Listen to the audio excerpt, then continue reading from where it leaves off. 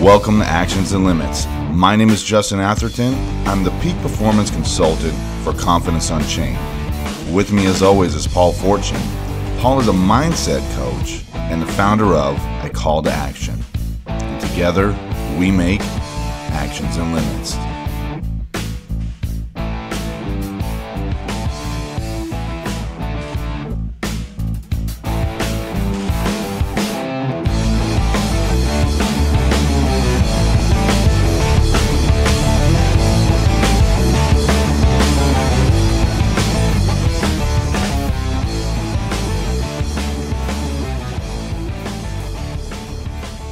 Welcome to the show, the podcast where we talk about the actions we can take and the limits we create.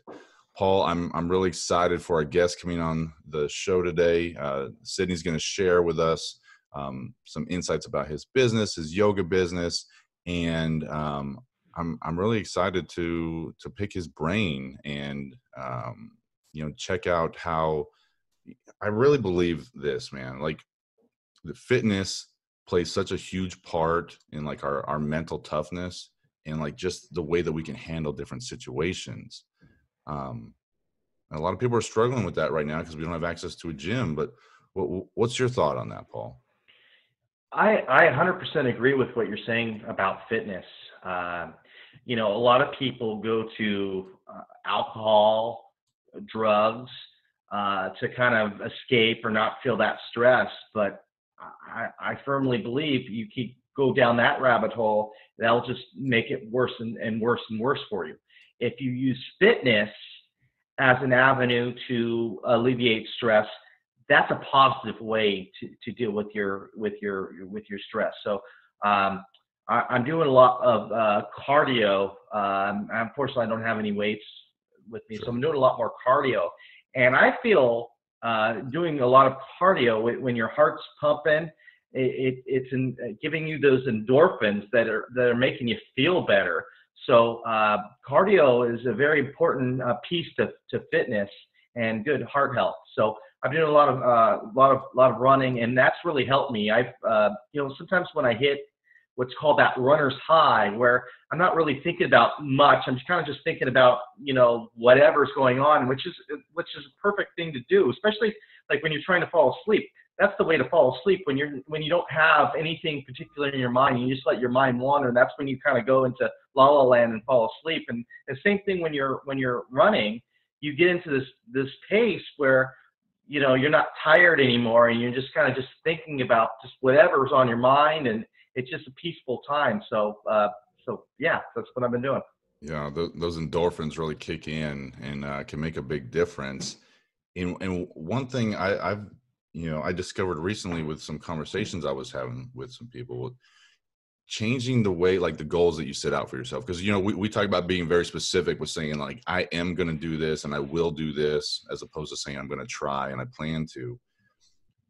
But taking it up a notch, rather than saying like, hey, I'm going to go to the gym today, or I'm going to work out today, because that's like just showing up, right? Like that's the baseline. You say, I'm going to have a great workout today.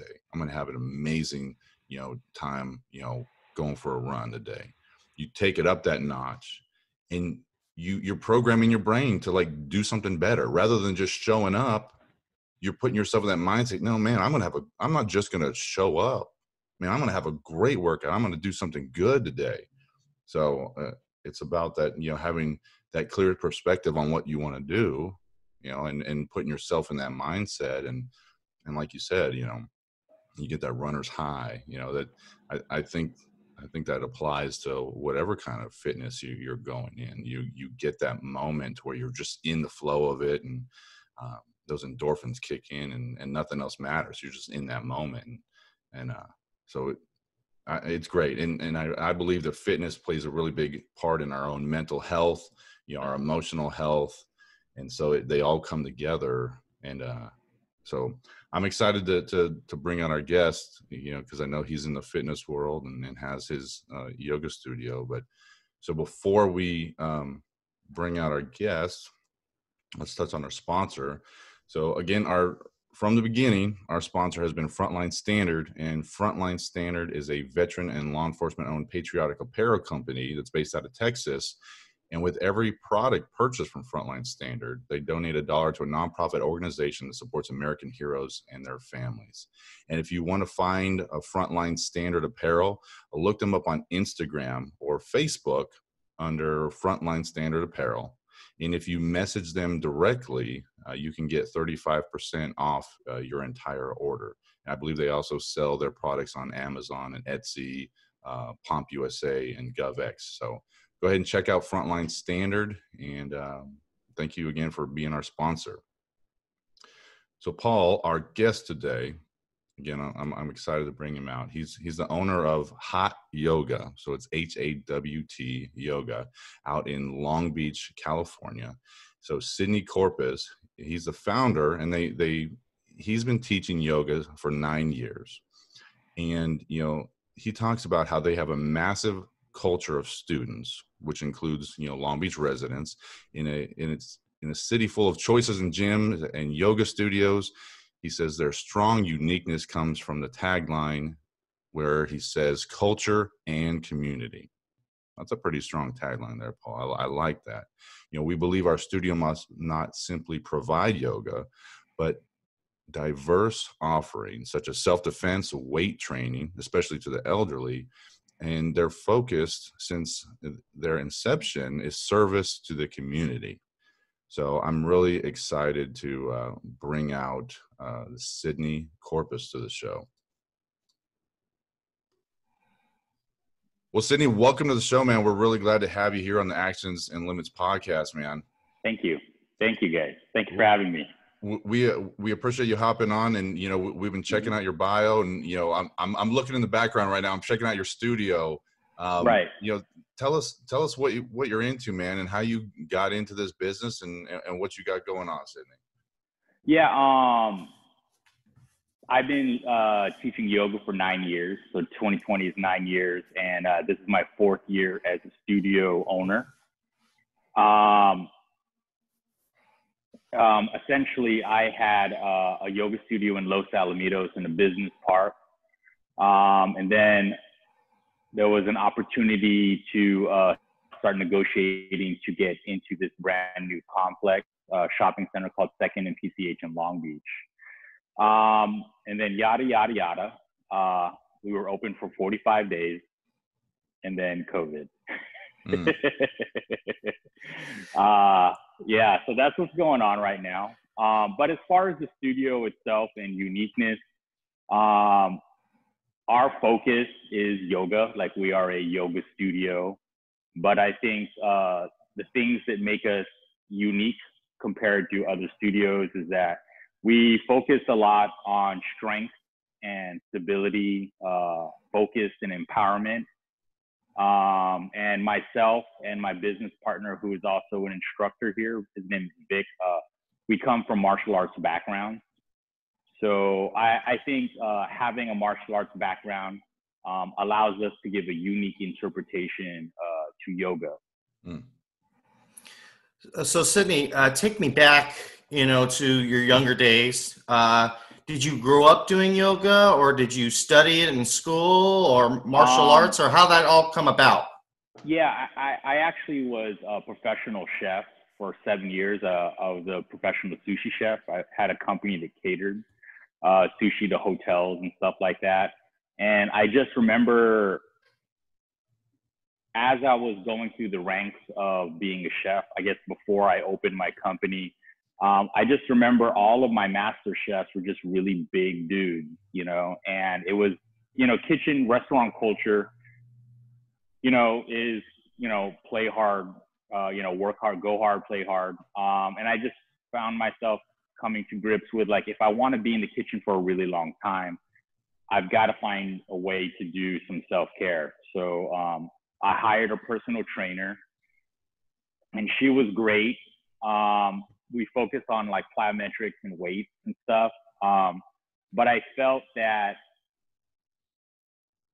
she gave me, like, aesthetically, like muscle, but like function wise, I just felt heavy standing on a chef line. There's no other way to say it. Like aesthetically, the muscle looked good, but like function wise, it just felt like heavy on the line. So I decided to stop my personal training and then explore body weight stuff, and that was yoga. And then essentially the journey actually started so my martial arts background is karate and taekwondo as a kid, like many other kids. And then I got invited to train at a jiu-jitsu gym in San Diego. It was actually a jiu-jitsu gym located in a luxury gym called Fit Athletic in downtown San Diego. Okay. So when they were giving me a tour, I asked, hey, what goes on in that room over there? And essentially they said, you know, the guys go there when they're hurt or before or after practice. And I was like, what is it? And they call it a yoga room. And I got my gis and my kimono, but I never practiced jujitsu. I was in that yoga room like 3-4 hours a day. Like I would work in the daytime, have my crew work, and then I would arrive to class early, you know, take a class and then do, you know, 5-minute sauna, 5-minute steam, 5-minute jacuzzi, rest, and then go back into another class. I was obsessed. So yoga became like my thing. It actually helped with productivity. It allowed me to get out of the kitchen so I can delegate, you know. Yeah, I mean, it was an amazing process. And then yada, yada, yada. Economy crashes. So this is like 2008 time right now? That. Yeah. Like, okay. Yeah. And I essentially was homeless for 2 months. I was living in my commercial kitchen for 2 months until my friends basically had an intervention saying, you got to put down the sushi company. So I put it down, and then I was just kind of lost. I mean, when you're unemployed and you're coming from an entrepreneurial background, like nobody's going to hire you. So I eventually became like a dishwasher and a prep cook at a corporate kitchen of Bank of America in Brea. So I went from the highest level in the culinary world to the bottom, which was fine. I mean, I learned a lot. I learned so much about, you know, humility and being humble and just perspective.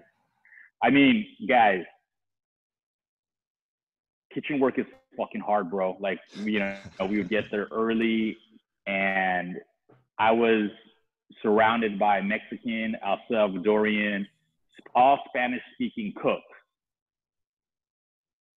They get there before me. You know, we were, you know, prepping cases of lettuce and cooking chicken off and cooking all day long. And it was very stressful for me because it was just something new. Like I was coming from a sushi world and I was back into like a corporate kitchen.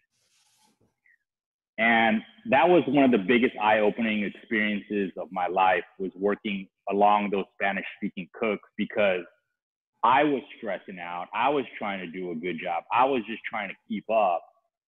And the way that they dealt with stress was completely different.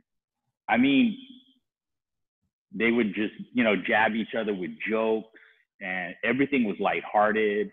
And then right when you think you're at your wit's end and you are stressing the fuck out, they start singing, man. They start singing like Spanish folk songs. And it was like, I mean, guys, I mean, these were cooks just from, they didn't have a lot of money. They were getting paid less than me, and they were doing much more technical things than me. And they were just fucking singing, man. It was like a completely, I like learned so much about, oh, I am fucking an entitled motherfucker, you know? And then it's like the day is over. You're all in the locker room. You're getting dressed. And then what did these guys do? They're putting on the next chef coat for the next job. And I'm like, what are you guys doing? We're going to the next job. And I'm like, and they were happy, man. They were happy to have a job, and they were just gonna crush. Anyway, that was a little bit of a segue, but from that point on, I was with Bank of America, corporate, doing, working in a kitchen, and then eventually there was a position for a assistant general manager. So I interviewed for it. It took like a few months, but then literally one day I was a cook grinding, just grinding. The next day I was in a suit. And I will never forget those experiences back then. It was absolutely phenomenal. I was with Bank of America. How powerful is that though, man? Seeing that around you, that man, like you said, you're like, man, I'm an entitled fool, sitting here, oh, absolutely, milling around in my own sadness, watching these guys work 2 jobs, working harder than I am. Absolutely. And the thing is, man, I mean, I am Filipino American, but I am American. I saw my perspective completely evolved. There is no motherfucker that would do that job but them. Mm-hmm. And yeah, there were creative paperwork and papers issues to get them a job, but I promise you guys, there is nobody else that would do that job. And I know we're taking a big segue here, but I learned so much on what happiness is and what the grind is and what focus and stress management is with just imagine probably the most stressful job you guys have ever had. And you are literally trying to just make it happen. And then your teammates start fucking singing. And they crush their work. And the moment that you think it's over, they put on another uniform. And they're looking at you like, yo, this is what we do, man. This is what we do. So, Cidney, what did you take away from that? How have you taken those lessons and put it into your own business? Just the work ethic. There's a guy, I'm not sure if you guys are Joe Rogan fellows, but sure. He's got a buddy named Cameron Haynes. I think he has that saying, nobody cares, train harder. It helped me, number one, have perspective on whatever immigration issues we have, that relationship with Spanish speaking culture is so important, because nobody would do that job. I promise you, man, I lived that life. Sure. I lived that life, anyways, so that just helped me with my perspective as an American of color, and the ecosystem that is America, and how I witnessed it from the ground level in the kitchen. But I think about that kind of shit when I'm tired. And I think, everybody's got those stories about you are fucking exhausted, you're tired, you're belligerent, and you've got to find that gear to just keep going within reason, of course. But yeah, that helps me a lot. And at some point, eventually I left Bank of America, and I pursued yoga teacher training. So that's kind of the training that you get to explore teaching yoga. And that was, I guess, more than 9 years ago, a while back. And then that kind of led me here, So we'll talk about your mindset from doing yoga has also probably helped you. I'm sure that's probably given you some perspective, as well as the fact that you do yoga and breathing methods that probably alleviates stress as well, doesn't it? Yeah, It does and it doesn't, you know. I'm not sure. So when we train on a yoga mat, right? So for the most part, go mode is when you're on your mat, you know, and then Okay. maybe you get to the point where you are like, okay, I've got to give up X amount of luxuries in order to afford this monthly subscription for my yoga classes, right? So then you start getting to the point where we're like, okay, you know what? I'm going to cut caffeine an hour before. I'm going to make sure I have a smoothie an hour and a half before. I'm on the way to class. I'm just going to turn off the radio and put my phone in the glove, right? Sure. And then after practice, you know, I'm going to have a smoothie. I'm going to chill on drinks and maybe get some sleep. So then that's called karmic, because now you're like, what do I got to do to enhance my performance on the mat? Right? So that's kind of like the next stage, right? You begin to evolve your behavior to get the most out of your performance. But there's also this other stage. I don't have a name for it, but it's like, I'm grinding in the kitchen. They just gave me another case of lettuce that I've got to break down. My wrists are sore. My balls are sweating. And lunch service is coming up and the GM is just screaming at me. And I'm just panicking, just trying to crush until my coworkers have basically done their job so well, they come over and they start assisting me. In that case, oh, fuck. I've been doing yoga for years, but for whatever reason, I never took it to the workplace with me, you know? So it kind of takes a while until you realize, okay, I got to acknowledge that I'm panicking, right? So there's a guy named Tony Blauer. I'm not sure if you guys know him. He's like a self-defense specialist. You know, he talks a lot about managing fear, you know? So it's like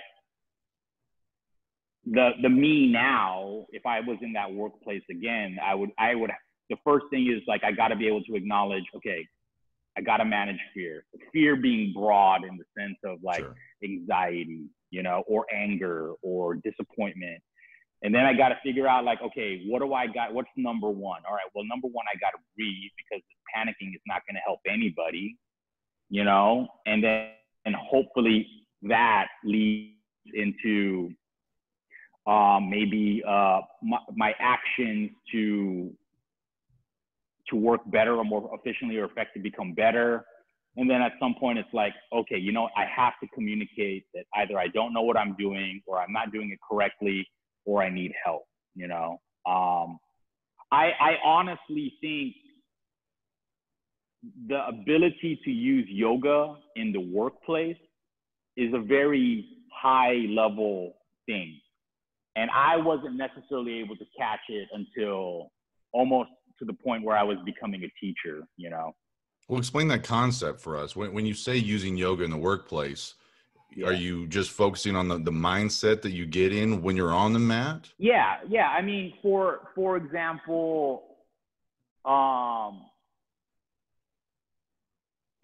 it wouldn't even necessarily be, okay, so going back to the kitchen and stressing out, it wouldn't necessarily be about, okay, I gotta go into a standing balance tree pose right here, and that's gonna help me get through these cases of lettuce, you know? Meanwhile, I'm still cooking off chicken, you know, Sure. like cases of chicken in there, right? It's almost like that physical practice on the mat is hoping, you know, is trying to get your head space, your breathing space, your emotional space to the point where you can activate that in a high stress scenario.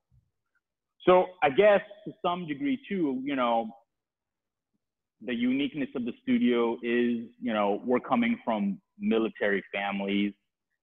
My mom was a CFO. All my aunts are nurses and martial arts backgrounds. You know, we're looking at the way that we apply yoga outside the mat uniquely.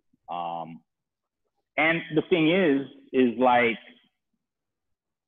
I didn't catch that as a student, but now that I'm a teacher or studio owner, I can now share with the students when we're hitting climax, the class is at 100 degrees, everybody is about to quit. I'll say things that are unique and say things like, the lights are only going to get brighter. The music's only get louder.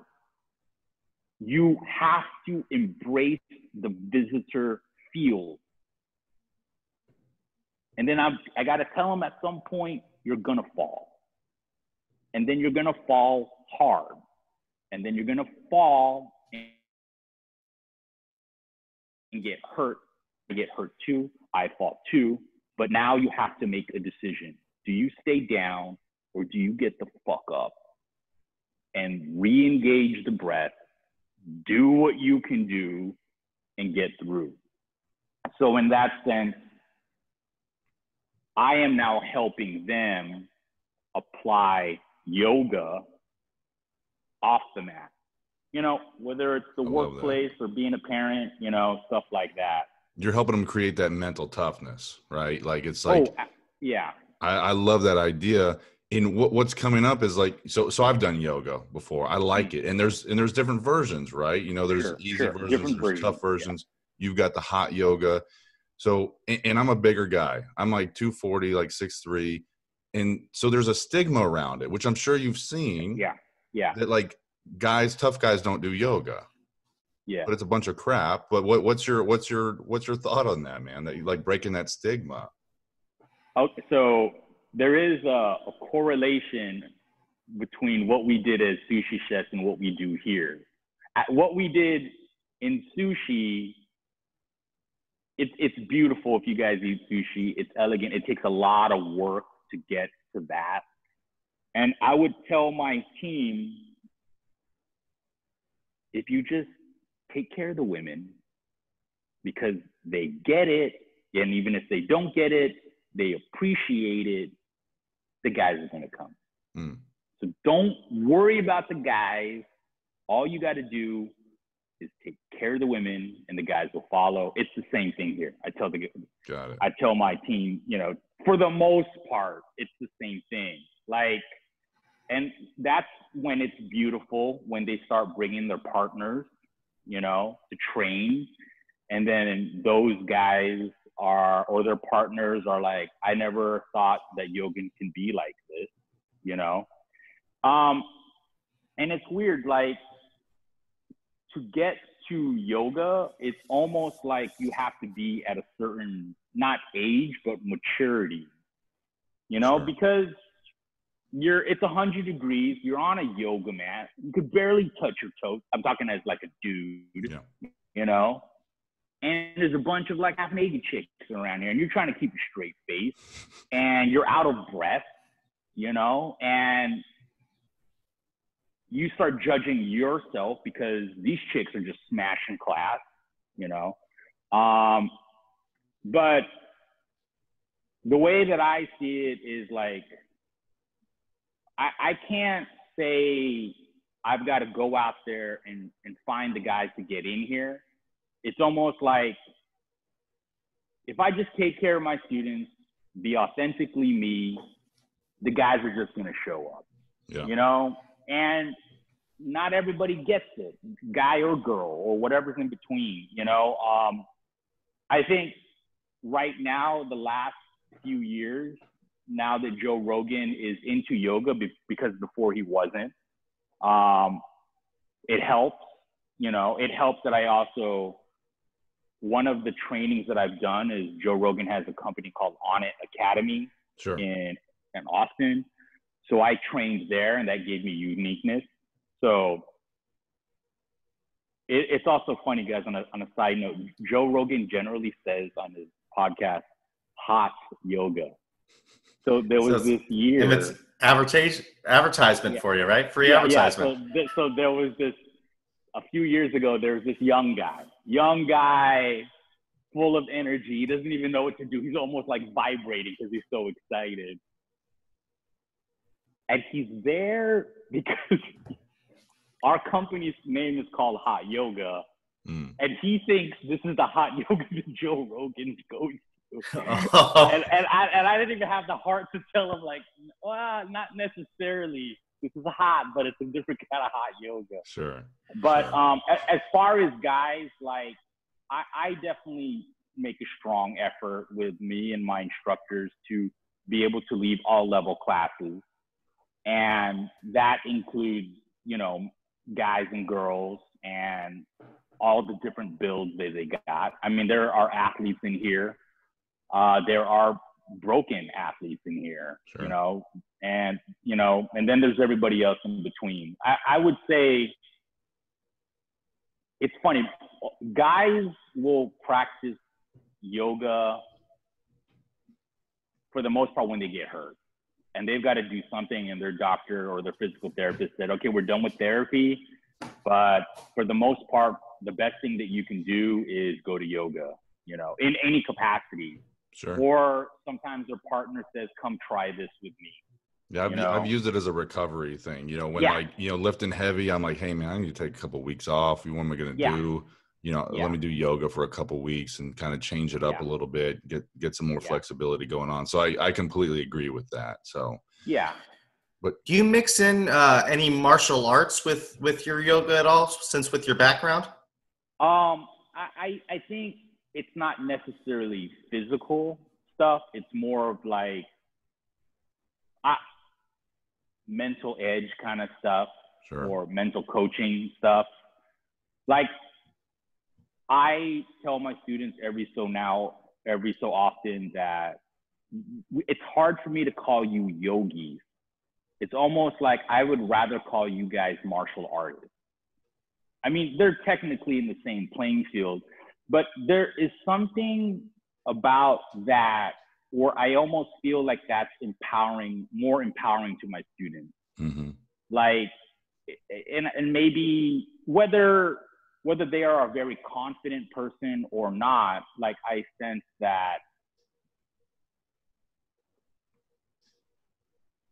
talking like this or cueing like this might help a little bit, you know? Like, sure, sometimes those labels can make a big difference in how someone views what they're doing. Sure, right? or how they categorize or how they perceive themselves, you know? Like, you know, one of the most beautiful feelings in class is whether it's the bigger dude that comes in, or maybe the lady that doesn't think she's as beautiful.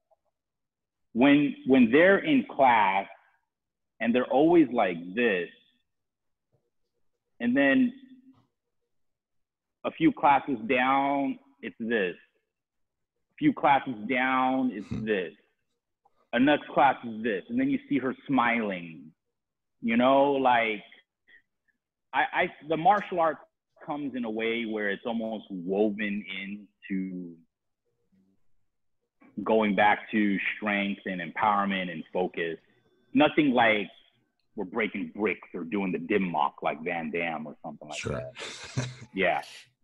And if you were listening to the podcast and not viewing it, his posture was getting better and better. That's what he was doing when he was talking about and this, the posture, how the woman was holding herself was getting better and better after class after class. Cidney, I really like it. And I think a lot of people don't understand like how much like that mental toughness and emotional awareness you can gain from putting yourself in those tough, uncomfortable situations, like being on a yoga mat and just, you know, putting yourself where like, man, I'm not comfortable doing this. This is hard. How long am I going to be able to handle something like this?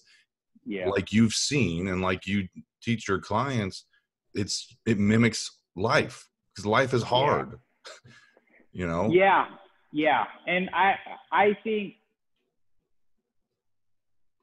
there's also something, you know, it's harder now because all we can do now is Zoom and streaming, you know, classes. But there's also something about when the students are in a hard class or what is perceived to be a hard class, and whether they know each other or not, and whether they're a lone wolf or not, or a team-oriented person or not, there is this feeling of I'm not alone. Yeah. Or we did it together, you know?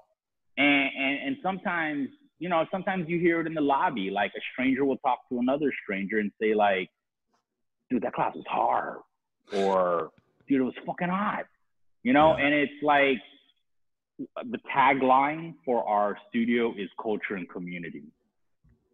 So I like that. what I think we are doing with our interpretation of yoga is we are building culture, we are building community. And the way that we run this too is we invite everybody. Everybody's allowed to practice, whether you're the dude with the red hat or the activist on the far left. You know, like I say, look, everybody's welcome, but as the mighty Joe Rogan says, everybody's got to be nice. You got to be nice to your neighbors, you know? There you go. So, yeah. Cidney, like, so talk about what you're working on. Cause like you mentioned, you're doing a lot of Zoom stuff right now, cause we're still on maybe the tail end of this pandemic and this virus deal. So what are you doing with your business, and how are you keeping afloat or still being connected with your clients? Is it all Zoom stuff? Yeah, right. I mean, it's bad, bro. It's fucking bad. Yeah. Like,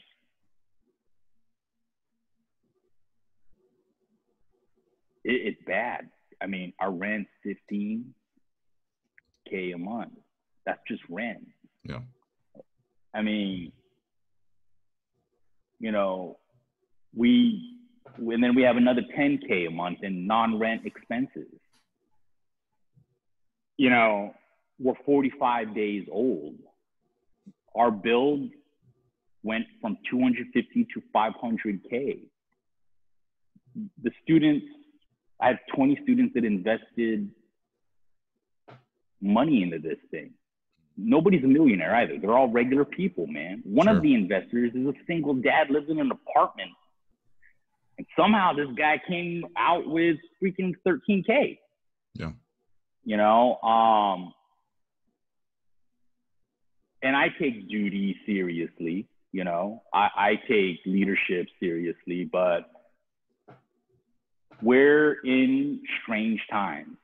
I mean, besides that, you know, I have a buddy named Kevin who works with us. And basically he's like my consigliere, you know, he's our organizational, operational admin. Like, all this guy does is hunt for the money. You know, he hunts for the disaster relief loans. He hunts for the grants. He helps us with all the tech stuff. But essentially his job is so vital because that's not something I'm good at, number one. And I've got to keep doing visualization stuff about what this is going to be like when we open. And then probably the most important thing is I got to still somehow stay connected to the culture. You know, I can't ghost out on the culture. So the way that I stay connected is I'm checking in with them with text or DM on Instagram or FaceTime. And then I put out as much content as I can on Instagram. I mean, right now, the Instagram is I should be doing an email blast once a week. I'm not good at it, but what I have been doing is Instagram. Sure. And that helps me stay connected to the culture. And then as far as classes, we've just been live streaming on Zoom. Okay. You know? So how can our viewers and listeners get a hold of you, find you on Instagram, or get in touch with you to get maybe part of these classes on Zoom? What are the best ways for them to get in touch with you? Yeah, I mean, you know, like our Instagram's Hawt Yoga, HAWT, and on that, you know, there's a link on the bio. The website's hawtyogastudio.com. Obviously, this is a unique interpretation, but I hope what anybody that is new senses with us is that we do believe in culture. We do believe in community. We do understand that everybody is welcome, that for you to say that you're not flexible, for you to say that you're not strong, for you to say that you're not fit doesn't cancel you out. It actually makes you the the target demo that we need, you know. And, you know, for what it's worth, our tagline is now evolving to wellness as a priority. So if you are into exploring doing some self-work or self-care, then, you know, give us a try. Cidney, I really like just your mindset behind all of this, and using yoga as really a way to strengthen your mental toughness and putting yourself in those uncomfortable situations out in the world. So with the title of our podcast, Actions and Limits, in mind, we love to ask our guests, what is one action that you would have our listeners, you know, really act on that can make a difference in their lives? And maybe what's one limit that you see people impose on themselves that needs to be removed? I mean, from, again, going back to Tony Blauer and us working through the COVID era, I think so much of this now is managing fear, and that broad sense of the word fear, right? Fear like anxiety, anger, disappointment, impatience, frustration, doubt. Like, when you catch yourself wigging out a little bit, or when you catch yourself honk your horn, and you catch yourself just being frustrated, the first step is that you've got to be able to say, all right, Justin, you know what? That guy cut me off. I get it. I'm getting a little worked up. So you know what? I'm just gonna move over to slow lane and just chill. You know, I'm just gonna chill. You know, to be able to acknowledge, again, I'm using the word fear. You know, Tony Blauer says managing fear. The number one thing is you got to be able to acknowledge the present situation. And then once you are able to acknowledge present situation, then you can say, like, okay, what's step one? You know, and that might be like, that managing fear might even be in the sense of like acknowledging victories, no matter how small. Like, for us, we got a few new students. All right, dude, we've got to acknowledge, okay, we got a few new students, man. You know, like that's a big deal. Sure. You know, and then, you know, move from there. What's step one, and then what's step two? I would say that those are the things. Just acknowledge, manage fear, acknowledge small victories. Yeah, I like that. It's really having that emotional awareness and being able to manage your emotional state. And it's hard. And it's hard to do. Like, if you're a driven person, you're not giving yourself enough credit, or you might have survivor's guilt, you know? Sure. And if you are a person that lives in fear and anxiety, you know, you've got to be able to catch that. Otherwise, you put yourself in what they call a fear loop or fear fixation, you know? And then going back to you know, trying to tie this back to the beginning of kitchen culture is, they fucking started singing, man. They started singing, man. What the fuck am I worried about? Well, that's what Paul does, but that's one of Paul's stress releases. You know, singing. It's the best. It's great. It's easy to say that it is perspective and perception, but it is. And for the most part, as far as a yoga action, then yeah, you know, as weird as it is, inhale, exhale. Okay, can I do it again? Can I do it again? Yeah, okay, let's give it a try. Inhale, exhale. I mean, it's like, it's so easy, it's stupid, you know? If I could give you one more lesson, because we're talking about kitchen culture a lot, or my background, there's this point as a chef where everybody's coming up to me. You know, they're telling me the problems, they're telling me this, and they're telling me that. It's kind of the same thing here at the yoga studio. So at some point, I had to come up with my canned answer to conserve energy and to help them out. So I'm going to tell you the same thing. Yeah, Justin, I know you're just a busboy. I know you're hauling ass, and I know you're trying, man. I know this job sucks. Or Paul, I know your girlfriend just broke up with you, or you're thinking about getting serious. Justin, I know you're worried about your investors or your businesses. You got a test coming up. But I would tell all these guys the same thing. Number one, I would listen, and then I would help them acknowledge their situation. Mm-hmm. And then I'd say, Justin and Paul, at least you're not ugly. Because if you were ugly, okay, it would suck. But you're not. You gotta be able to acknowledge that, bro. To make them laugh. I like it, Cidney. I like it, man. Yeah. I like everything that you got going on, man. I really like your mindset with your business. We're going to make sure to put all your information so people can reach out to you and find you on your social media and on your website. For sure. Again, thank you so much for coming on the show, man. We had a lot of fun with you, bud. Yeah. Thank you. And it's a pleasure, guys. Thank you. Anytime, guys.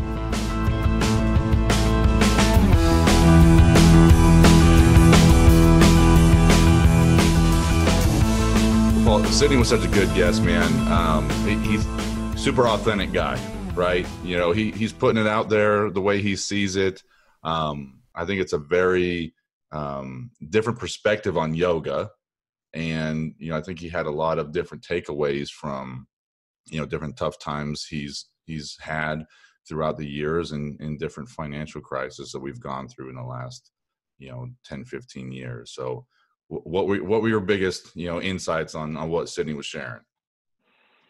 I think the biggest thing that he talked about that I resonated with was perspective.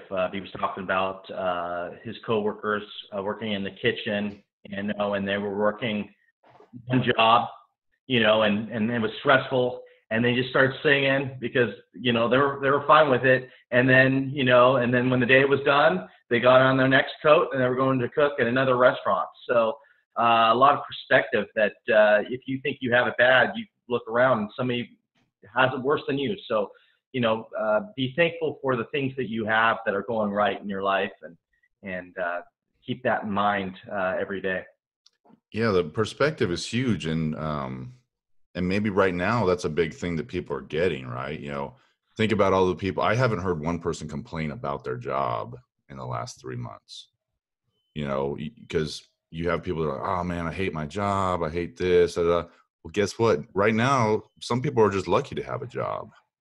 And, like he talked about, was people having 2 jobs and being happy with that. So, this is a time in our history where maybe it gives some people some perspective and realize, hey, I need to think about things differently. Yeah, it can be a time of change for certain businesses, but I haven't heard anybody really complaining about their job lately. So hopefully that's sinking into some people, having them get some perspective. Well, it doesn't hurt that a lot of people now used to have to travel for work and now working from home. So, Sure. Not having to commute is a big thing. I know that you hate traffic, Justin. So I'm sure if you're able to work from home, I'm sure that you would enjoy that too, not having to commute. Obviously, with your number one job, that's not obviously an option, but definitely with your coaching business, it is. Yeah, I definitely like working from home and not having to commute, working that business. So, but no, I'm glad Cidney came on. I hope him the best with his business, and I want to check out his studio next time I'm out there in Long Beach when things open up. It definitely sounds like a place I like to go, and we'll make sure to put all of his contact information down in the show notes so everybody can get a hold of them. So. Well, let's wrap up the show with another segment of Ask Paul Anything. We got emailed another question. I thought that was a good question to ask during this show. And this is from Jesse in Nevada. And it says, Paul, what is your greatest strength? Oh, that was it. Okay, what is my greatest strength? What is your greatest strength? I was waiting for more, but okay. Short and sweet, man. Short and sweet. What is my greatest strength? I would probably say my greatest strength, and Justin, you might disagree with me, but I will say that my greatest strength is my listening ability. I feel that I have a great sense of listening and being an active listener and really diving into what they're saying and not, letting them speak so I can speak over them, Sure. but try to let them talk and then ask them about what they just said, elaborate more. So what I like to call active listening. So I would say my listening skills is probably my best, my strength, but I can always strengthen my strength. I like that. I like that caveat at the end that you can always strengthen your strength. Because if we ever think that we're done growing or getting better, that's when we're sliding backwards, especially diminishing skill sets like that, like listening skills, communication skills. You don't get to a certain point and it's like riding a bike and you're like, oh, I'm good. I don't need to improve it anymore. So I think that's a good perspective, to realize that you can still strengthen your strength. So I agree with that, Paul. But great show. I'm glad Cidney came on and shared his business with us. It gave me another perspective on yoga in itself and really how it can help you with your mindset and your mentality and maybe even some of that emotional fortitude that we talked about as well. So great show, Paul. Absolutely. For Justin Atherton, this is Paul Fortune. We'll see you next week. All right. See you next Monday.